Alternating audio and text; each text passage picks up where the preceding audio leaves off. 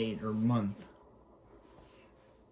Hello, I'm the Nostalgia Guy, remember? So you don't have to. Hey, Crick. Well, after two of the biggest movies to ever hit Hollywood, we saw the return of James Cameron, Eddie Furlong, Linda Hamilton, and Arnold Schwarzenegger in the third cinematic installment of the Terminator franchise, Terminator 3.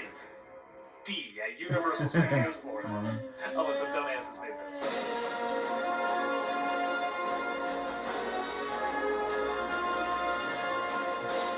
Before I'm too hard on this movie, I can't say this is the worst of the Terminator films. Honestly, it has quite a few things I like in it.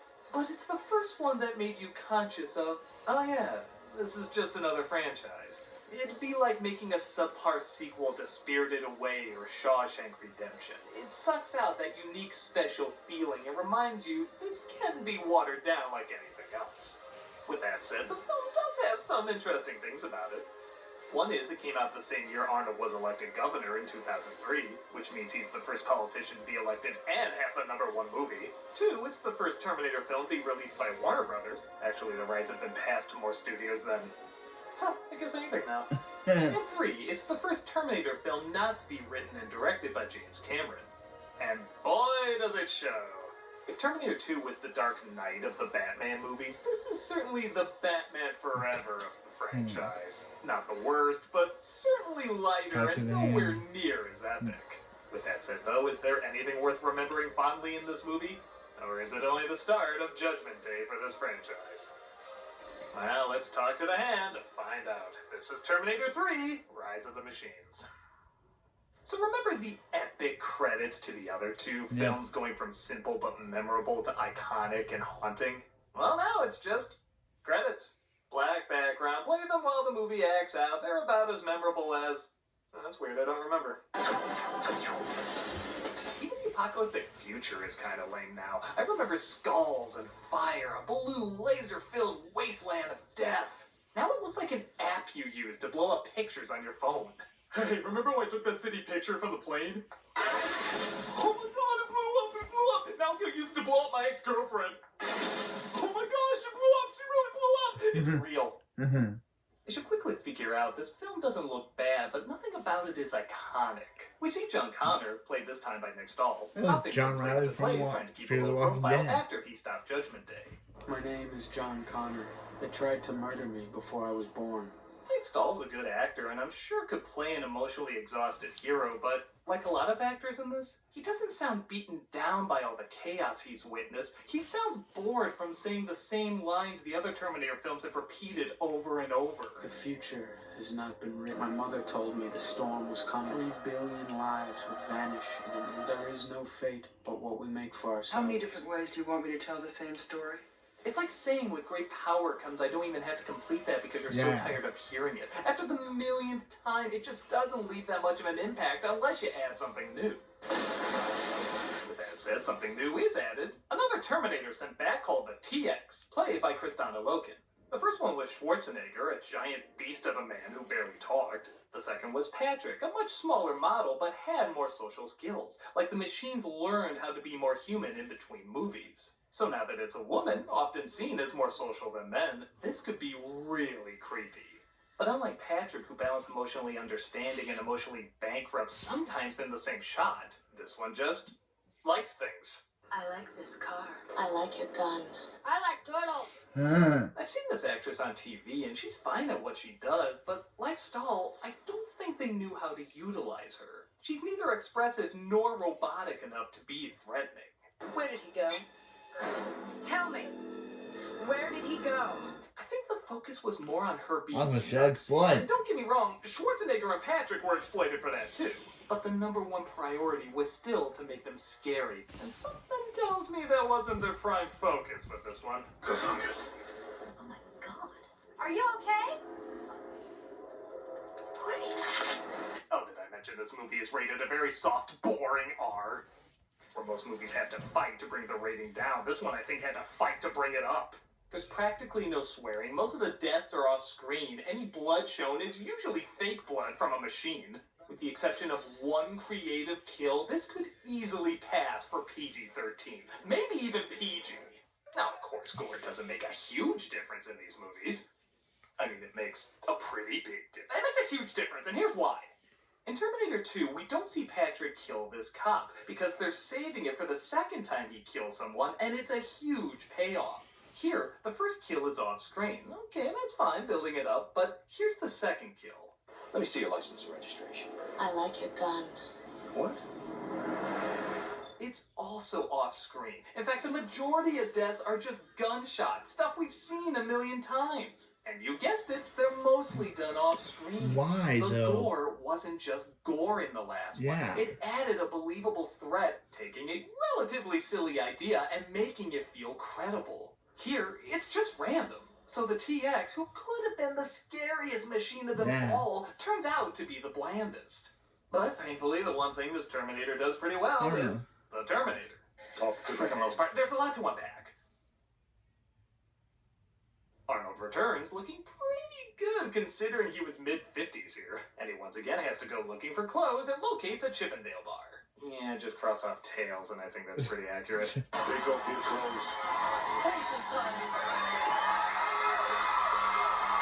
Okay, so you might have put together this Terminator film 12 years after the iconic last one has a lot of self-satire.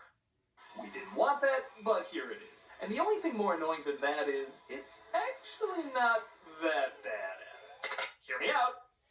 The reason I think it works okay in this is because it's still written around what the Terminator would actually do. We all know this cringy-ass scene. Talk to the hand. But when you see where he got it from, it's surprisingly pretty clever. Your clothes. Talk to the hand. Now. That's silly, but I buy it. He's still hurting the guy, but he's complying too because he does want the clothes. Even those dumbass glasses. He tries them on, scarring fans for life, but he then crushes them.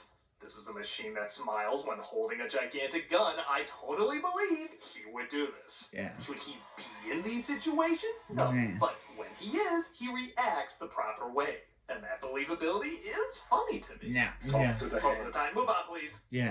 We see an injured Connor breaks into a vet's office to patch himself up when one of the vets named Kate, played by Claire Danes, spots him while tending to an early morning cat owner. How much did you take? Enough.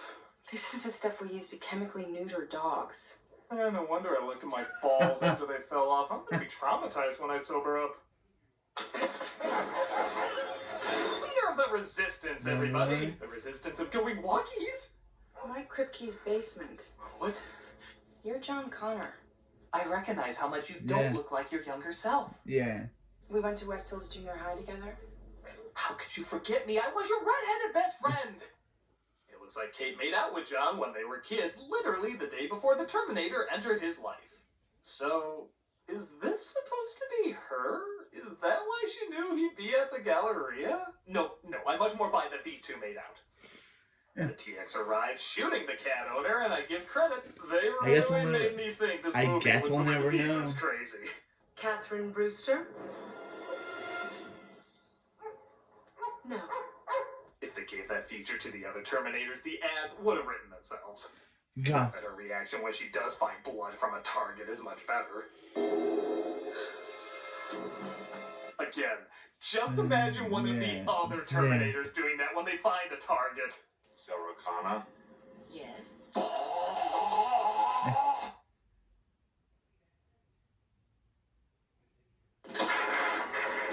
Speaking of which, Arnold's the party pooper and stops the TX before she can kill our heroes.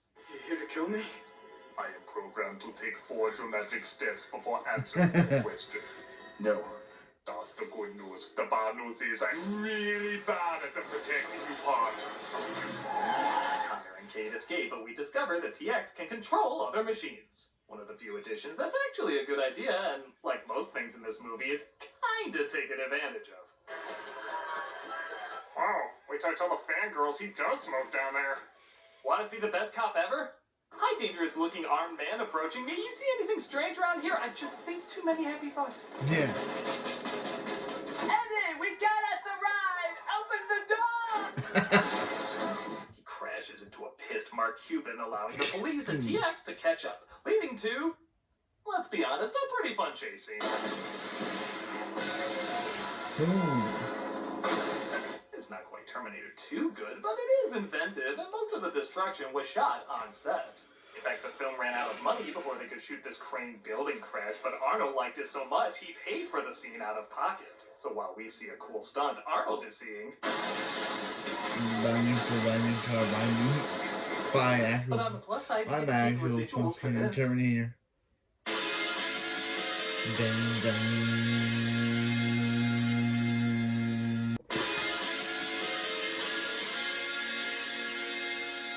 After they escape the TX, John is told why the same old obsolete Austrian model is back for the third time. We stopped Judgment Day. You only postponed it. Judgment Day is inevitable. But the eye mode engaged. You've got to be shitting me. No, I am not shitting you. I guess I shouldn't be shocked this is the plot for a sequel to the last one, but couldn't they work in the inevitable Judgment Day thing a little better? I mean, can you change the past or not? It'd be cool if we found out the date of Judgment Day was a lie from the machines. Like, you know, history's written by the winner, so they changed the date to trick the future generations of humanity. That way they could explain why the date would be different, but also keep true to the idea that you can't alter the past to change the future. Which the first one, and arguably the second one, were keeping to. I don't know, I'm just thinking off the top of my head. These people had years to think this story up. But in this, it doesn't feel clever, it feels forced. And oh boy, did I time feels forced with the perfect moment.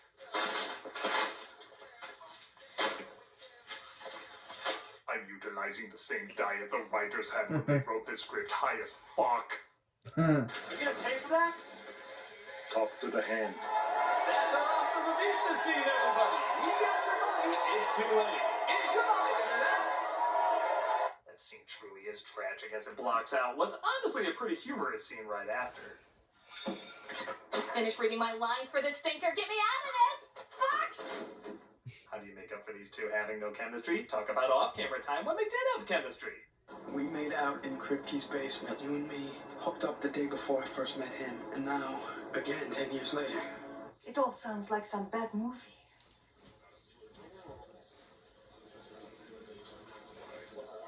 Their next stop, the Terminator takes them to Sarah Connor's tomb. Yeah, why is she dead? Is what happens when Linda Hamilton decomposes. Her friends scattered her ashes in the sea. They stored these weapons in accordance with her will. Huh. Feel like she could have just hit him with the other weapons. In fact, what if a killer robot from the future didn't come back in time to tell John all that? How the hell would he know to find them there? I literally think the only reason this was written into the film was to give us this scene where the police arrive and Arnold carries a coffin shooting a gun. Which I'm not gonna lie, I saw in the trailer and I did say, I wonder how we're gonna get to this point. I'm carrying the corpse of this movie away, just like I'm carrying the rest of this film. Hey look, the psychiatrist from the other two films. Bye! TX takes on the identity of Kate's fiancé to trick her, revealing yards away that she's an imposter. A Tasmanian devil is more stealth than you. When the Terminator reveals why Kate is so important to the Resistance. And it's done in a way that's timed so silly, you want to hear this music over it. Maybe your children will become important. What? She's your wife.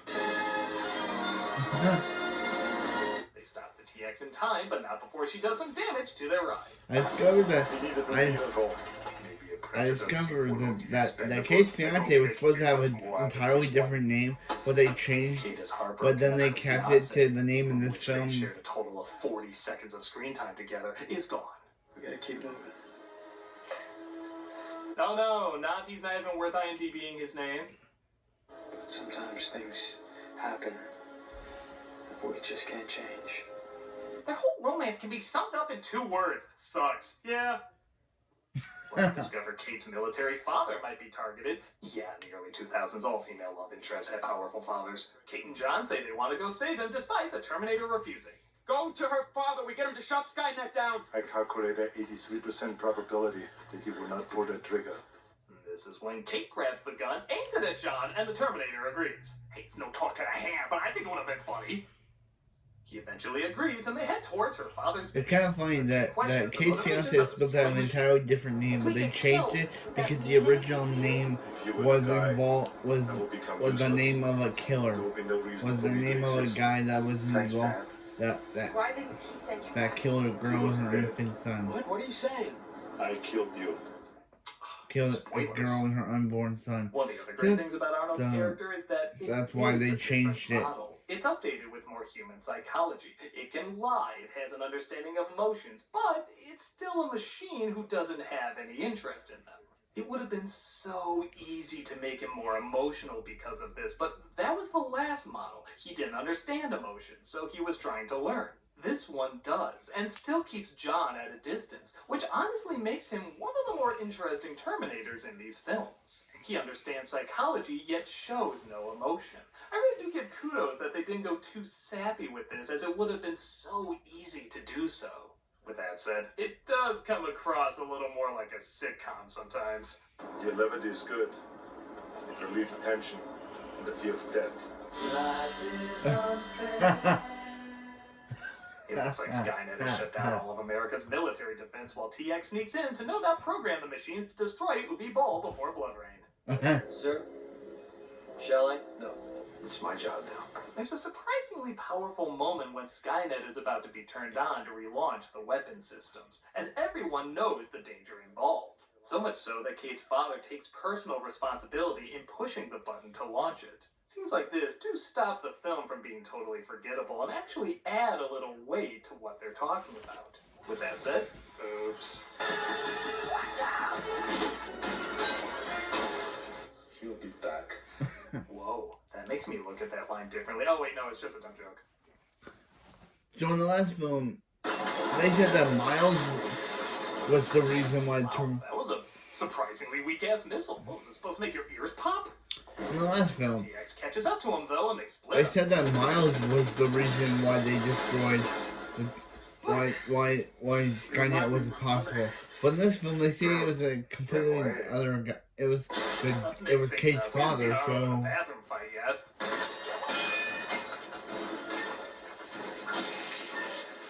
This actress just got an achievement unlocked she never thought she'd reach.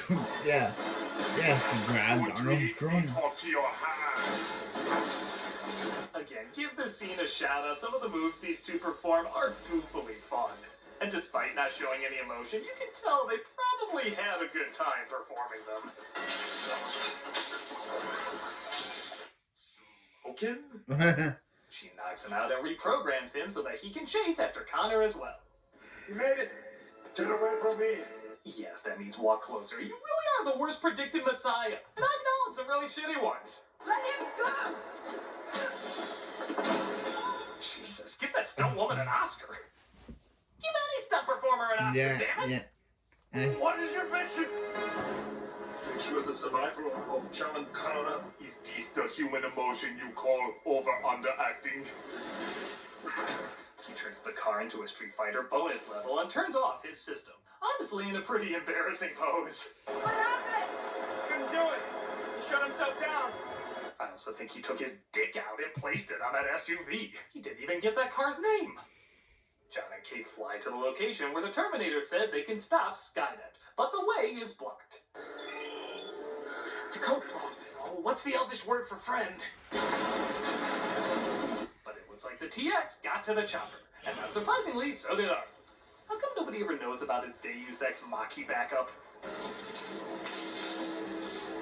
I smell a gimmick. I'm back. You know, not every line needs to be the I need a vacation line. He stops the TX who has resorted to roars and growls. Did she do that before? Were those like her original lines in the movie? Lady, have you any idea how fast you were going? What? And blows her up while giving the only line I don't think he was trying on. You are terminated. I think I earned the right to phone one in. I am the only thing you're gonna remember from this movie. They discover, though, that they weren't being led to Skynet's destruction. They were being led to a shelter while Judgment Day still takes place. Why did he lead us down here? To live. There was never any stopping it. So, I'm kind of split on this. On the one hand, I'm impressed this movie would be ballsy enough to do this. Most of the film is very light, so to end with a super downer send-off, practically making the last film irrelevant, I'll admit, does take guts to do. I also like that a lot of the film is John running away from his responsibilities as a leader, and he ultimately discovers there is no running from it, so he has to embrace it. But A, this is the same movie that has this. Talk to the hand. One of these things is not like the other. And B, remember how he said this? We stopped Judgment Day. You only postponed it. Yet he talks about how Judgment Day is inevitable and you can't change it. Except you did. You changed Judgment Day. The other film, you went back in time to change things, and you changed things. So why couldn't you try to stop it from happening again? Even if time does find a way to correct itself, it still shows stuff can be altered, so why not alter as much as possible? I'm probably reading too deep into it. I just hate when a film acts like, of course this is how time travel works, idiot, when you can go, no, you're the idiot. Idiot. This is all bullshit. At least it can be consistent bullshit. Idiot. Relax. But whatever. That was Terminator 3 Rise of the Machines. It's nowhere near the worst, but it's nowhere near the best. Yeah, It's just fine. another action. It's fine. But with that said, it's an action movie with a decent idea here and there, some enjoyable stunts, and along with every groaner, there are some decent laughs as well. Most of them from Arnold. He really is what carries this movie, but he shouldn't be the best part of a Terminator film. The writing, directing, supporting cast, mind-blowing effects, and epic sigh should be the best parts about it. But I don't know, it is short, it doesn't overstay its welcome, and it has a few fun moments. But it was clear that Judgment Day had come, and the future of the franchise was not looking very hopeful. I'm a nostalgia critic, and it only gets better from here. We have 3 more, no. Your levity is good. It relieves tension and the fear of death. Okay, so that was Terminator 3, Rise of the Machines. And, yeah, this film was fine. All the actors did their jobs. And, yeah, all the actors did their jobs. All the actors did their job. All the actors did their job. John Connor was John Connor. The TX it's kind of weird. Like, she's a fine villain, but after having the T-1000, the T-800, and the T-1000 as the villains, why would Skynet just like, oh hey, we send an evil Terminator, but then he failed. So then the Resistance sends a good Terminator. So then they send the T-1000, but then he gets destroyed. So then 10 years later, they're like, hey, let's send this woman Terminator to kill John Connor because 10 years ago we couldn't kill Sarah Connor and we couldn't kill kid John Connor. So let's just send a woman to kill John Connor again.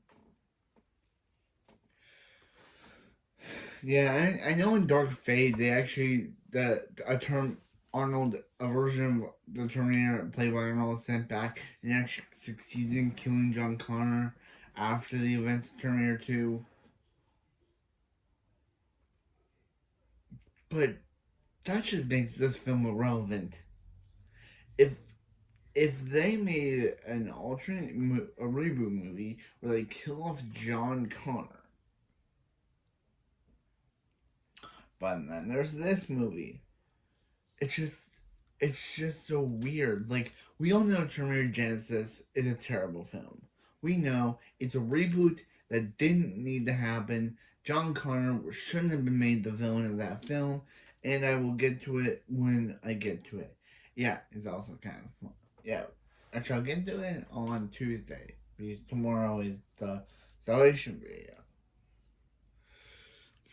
I'll talk about the problems with it, how completely underutilizes every Terminator film. We should call the Terminator films from Genesis onwards the AU universe, the RU universe, the rebooted universe, because that's literally what Terminator Genesis and Dark Fate are, the rebooted universe. Because Kyle Reese goes back in time to save Sarah Connor, only to discover that she's the one that saves him. Because in her because she's sent to a different timeline where instead of him having to save Sarah Connor saves him because she was trained by a Terminator as a young child, and she's saved by a Terminator as a young child because it doesn't make any sense. So Skynet sends the Terminator to kill Sarah Connor, but then they send him to protect her. Why doesn't he just send them to? I don't know. Terminator Genesis is such a bad film. I don't know why. So in the Terminator, they send Sarah Connor. They send the Terminator to kill Sarah Connor. But in Terminator Genesis, it's revealed that the Skynet sent him to protect her. So why didn't he just kill Sarah Connor as a child? Preventing all of this. They would have been able to erase Sarah Connor from existence and make sure John Connor doesn't exist. But no, they sent him to protect her. We'll get to that film when we get to it. But Terminator 3 was a good film. And I'll see you next time when we hop into the future for Terminator Salvation. When we hop into the future to see Christian Bale's version of John Connor in Terminator Salvation.